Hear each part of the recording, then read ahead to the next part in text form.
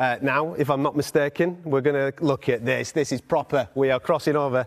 I'm still going to refer to him as the undisputed heavyweight champion of the world because nobody's done that since. Lennox, I'm giving you the proper title there. Mr. Lewis, how are you? I'm good.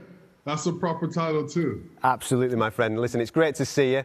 Talk to me about this one tonight, because obviously one of your old adversaries against one of the pound-for-pound legends of the sport in Roy Jones Jr. When you heard that these two were tangling, what were your initial thoughts? I thought, what is Roy Jones doing up in the heavyweight class? He's not a heavyweight. I thought that, it was going to be a good matchup because you have two old pros that in their time were great and, they're still great right now. And, they feel like going out there to do a little work. That's good. Let's see how it works out. A lot of people thinking this is a real fight where, somebody's going to get knocked out, but I heard they're not allowed to throw any punches. Lennox, we've all seen your recently released documentary. It's absolutely fantastic. But one of the interesting narratives in that documentary is how you and Mike actually became quite close early on in your career as young guys. Yeah, in the amateurs, I went to the World Championships in Santo Domingo, Dominican Republic in 1983, and the American team said that, I wasn't the best. There's a guy in America who doesn't like taking planes. He lives up in the Catskills. His manager doesn't like taking planes, but he's the best. So me and my trainer at that time elected to go up there and see who this guy was, and it was Mike Tyson. So when I was up there, he was a nice guy, young kid. He had such a history on boxing. He took me up into his room, showed me some old fights. We spoke about them, and that's where we met for the first time. Richie, you obviously have that Olympic pedigree yourself, shared the ring with Roy Jones. Yes, I mean, the same Olympics as Lennox. And Len, I'm just thinking about this. If this is a success tonight in that they give a good display of themselves, would you ever consider yourself coming back? Sure. I mean, it seems like a lot of fun. You have to look at Mike Tyson. Mike Tyson's been doing a lot of different things. He's been doing wrestling. He's doing acting. He's had his own one-man band show. So he knows how to entertain people. He knows what to do in these types of situations. Excellent.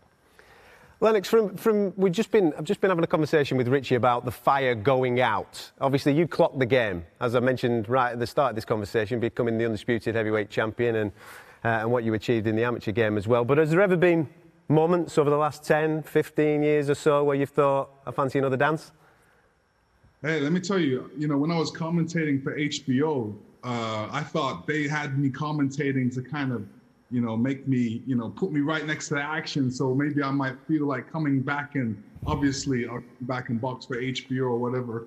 But I just never caught it. It just never was the thing. I looked at the history of why boxers come back, and most boxers come back because they have nothing else to do. And people keep on coming up to them and saying, hey, come on, when's your next fight? You should fight again. I know you can do better next time, but it doesn't do better for them. It actually makes them look bad. So I always elected to stay away from that. But, if it's right, I may come back. I mean, there's been talk of Riddick Bowe wants to fight me still. So there's still some unfinished business there. Apart from crazy press conferences from when you and Mike met back in the 1990s, what's it like preparing for a fight against Mike Tyson? For me, you should ask him what's it like preparing for a fight against me, because I'm no kettle of fish. I'm not that easy.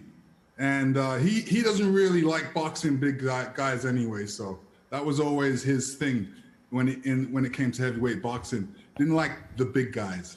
And Lennox, what about Roy Jones? What's he got to do then to keep Mike Tyson at bay? Run as fast as you can. Let me tell you, Roy Jones is quick. Nobody's gonna catch him. I think Tyson will find it difficult to catch him. Because Roy's not going to be around for the fight. Like I said, what are you doing up in heavyweights? Yeah. Are you impressed with the way they look for their age, 54 and 51, and they're looking in good condition in the gym?